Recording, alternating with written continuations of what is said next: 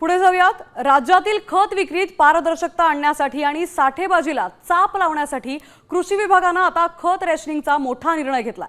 ज्याची जेवढी जमीन त्याला तेवढंच खत मिळणार या सूत्रानुसार आता खतांचं वाटप केलं जाणार आहे। खतांचा काळा बाजार रोखण्यासाठी विभागाने राज्यभरात 6000 दुकानांची तपासणी केली आहे। त्यातील 400 परवाने रद्दही केलेत। लिंकिंगच्या नावाखाली शेतकऱ्यांची होणारी लूट थांबवण्यासाठी ही कडक पावलं उचलली जात आहेत। बियाणांचा मुबलक साठा उपलब्ध असल्याचंही कृषी विभागाने स्पष्ट केलंय। आपल्यासोबत राज्याचे कृषी आयुक्त आहेत सूरज मांढरे सर। आपण जर पाहिलं तर राज्यात आता कृषी जे दुकानवाले आहेत त्यांचा संप सुरू आहे। नेमकं याचा जे काय परिणाम जो आहे तो सध्या जाणवतो।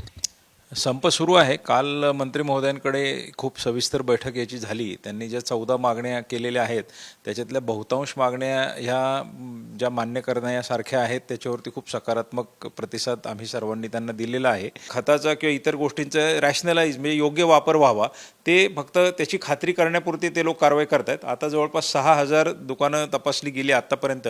त्यातल्या साधारणपणे एक 400 लायसन्सेस सस्पेंड केले गेलेले आहेत। असं नाही आहे की प्रत्येक दुकान तपासलं आणि कारवाई झाली।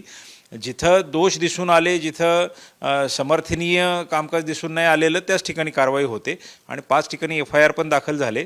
रेशन म्हणण्यापेक्षा त्याचं रॅशनलायझेशन हा शब्द जास्त योग्य आहे की रेशन हा अर्थ असा आहे की तुम्ही त्याच्या गरजेशी संबंध थेट जोडत नाही, उपलब्धतेशी जोडता।